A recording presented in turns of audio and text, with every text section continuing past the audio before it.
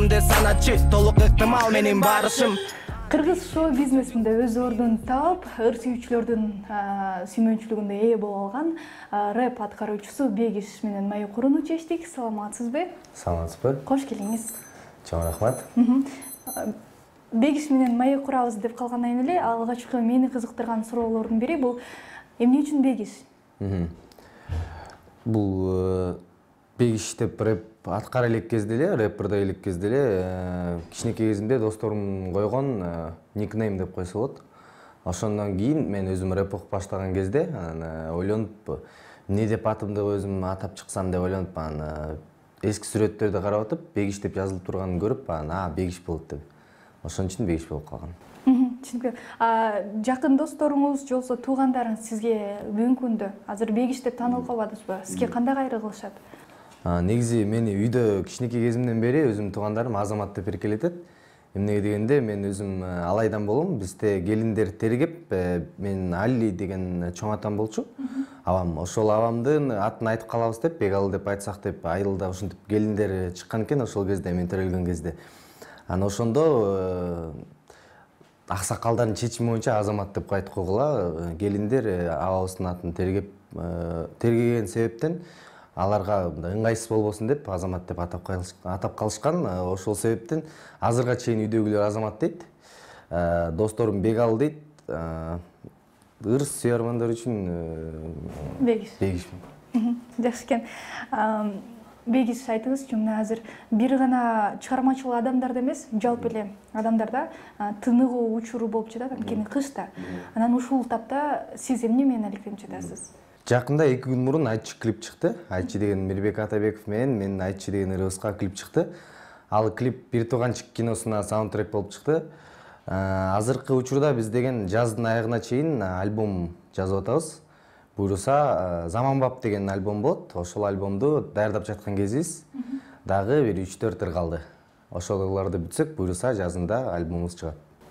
Жакшы жаңыбыз бар экен. Анан ырчыларыбыздын негизги каражат булактарынын бири бул той, байрамдык кечелер. Сиздикичи?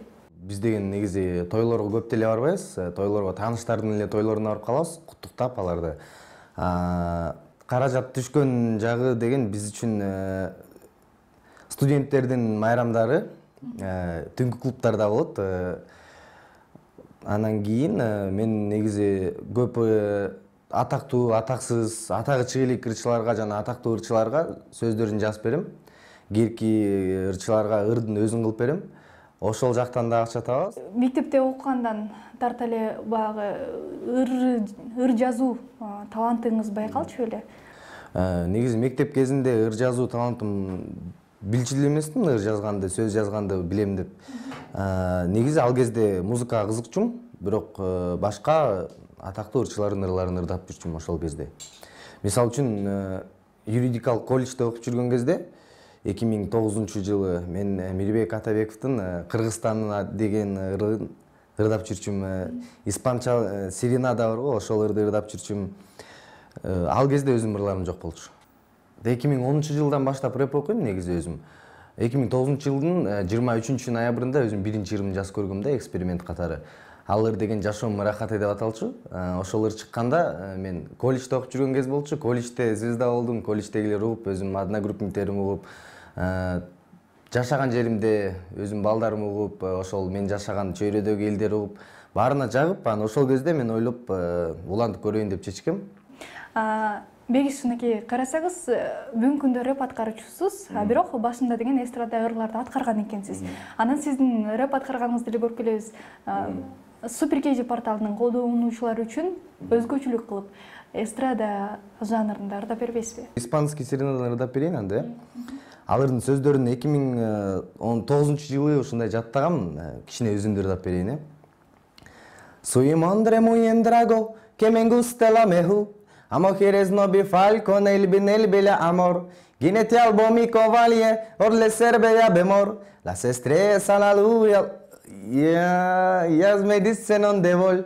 Ay, ay, ay, ay, ay, ay, ay, amor. Ай мин морейна ним хорасыр. Ушундай болчу да типа. Негизиден бул серенаданы 8 мартка айымдардын майрамына арнап жаттап ошол кечеде ырдаганбыз. Жаңылбасам, сиз 2014-жылы юридикалык академияны аяктадыңыз. Анан сурайын дегеним, кесибиңизди аркалайын деп жатасызбы же дипломуңузду сандыкка салып култайсызбы?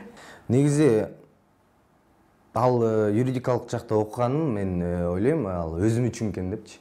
Негизи мен юрист болуп, аны элдерге жардам берем деп окугам башында. Азыр болсо окунуп бүткөндөн кийин ал мен өзүм үчүн да, өзүм үчүн керек, өзүм билим, өзүм колдоном. Ошол үчүн эле керек экен. Неге дегенде мен иштеп көрдүм. Мага жаккан жок. Мен ал чөйрөнүн адам эмес экенимди билдим. Ошон үчүн мен өзүм кесибимди аркалабайм. Балким эми убакыт көргөзөт. Рэп аткаруучу десе элек, биздин көз алдыбызга биринчи эле этно акын Тата Улан, Добыр, Баястан, анан сиз келесиз. Анан ушул рэп аткаруучулар дейли арасынан сиз өзүңүздү эмнеңиз менен өзгөчөмүн деп, эмне менен айырмаланам деп ойлойсуз?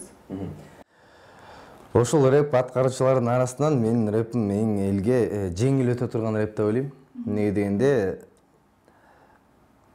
менин сөздөрүмдүн түзүлүшү алардын сөздөрүнүн түзүлүшүнөн айырмаланып турат.